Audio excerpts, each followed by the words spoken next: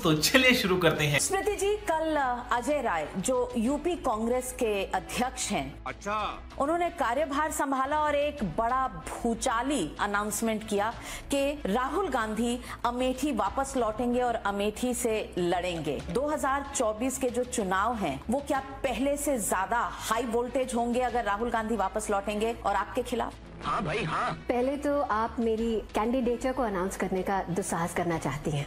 अजय राय या गांधी खानदान अपना कैंडिडेचर इसलिए अनाउंस कर सकता है क्योंकि वो अपनी पार्टी के मालिक हैं। अरे कहना क्या चाहते हो? अमेठी से कौन चुनाव लड़ेगा, मैंने गत 4 वर्षों में कहा है, ये निर्णय हमारे पार्टी का पार्लियामेंट्री बोर्ड लेगा, मेरे पार्टी का शीर्ष नेतृत्व लेगा। लेकिन इसमें एक सत्य है कि अगर इंडिया अलायंस की सारी पार्टियां मिलकर बीजेपी या एनडीए के खिलाफ एक सिंगल कैंडिडेट दें, समझ रहे हो और फ्रैगमेंटेशन ऑफ वोट्स ऑपोजिशन का ना हो, मैं अगर तो मगर में मैं दोबारा कहती हूँ, मैं दोबारा के लिए चुनौती नहीं। मैं अगर मगर में नहीं जीती, मैंने आपको स्पष्ट अभी तक जवाब दिया है, अमेठी के बारे में भी, देश के बारे में भी।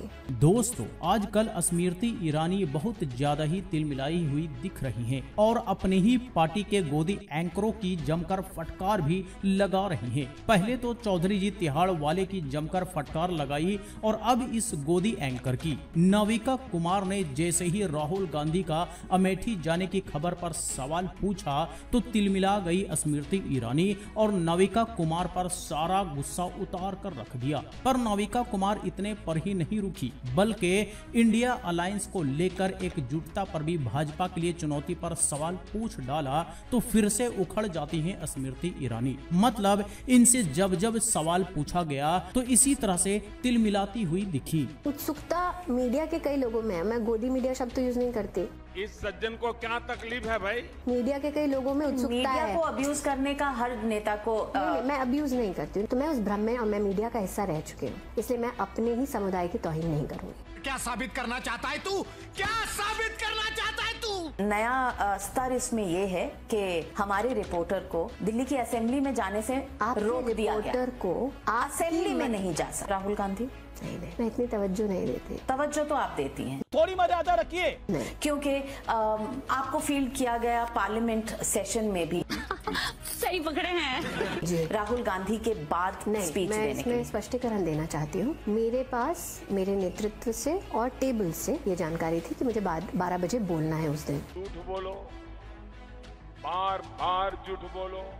वो एक फ्लाइंग किस का मुद्दा था और आपने ऑब्जेक्शन लिया। आप में से कोई भी क्या नाविका जी के साथ इस वक्त वो हरकत करेंगे? इतना छोटा पहले कभी नहीं हुआ। But may be it was just Priyanka Chaturvedi भी महिला है, महिला है, उनका अफेक्शन था। हाँ जी, और जब किसी भी सवाल का जवाब देते नहीं बना तो गोदी मीडिया और फलाना ढिमका करने लग गई। चौधरी जी तिहाड़ वाले को तिहाड़ याद दिलाया था और इस गोदी एंकर को गोदी मीडिया बता दिया। सही है, स्मृति ईरानी ने आजकल सारे गोदी एंकरों को तरीके से खदेड़ कर रखा हुआ है। खैर, सवाल फिर से राहुल गांधी को लेकर पूछा तो तवज्जो नहीं देती। वाह जी वाह, उसी राहुल गांधी के नाम पर आज इनकी दुकान चल रही है, नहीं तो इसे पूछने वाला था कौन? जो भी हो, नविका कुमार ने अपने दिल पर पत्थर रखकर इस बार स्मृति ईरानी से बहुत सारे तीखे सवाल पूछे, कहिए तो रपेट कर रख दिया, जिसके बाद का तिलमिलाहट आपने यहाँ पर देखा। That is the epitome of the majesty of your constitution. मजा आया।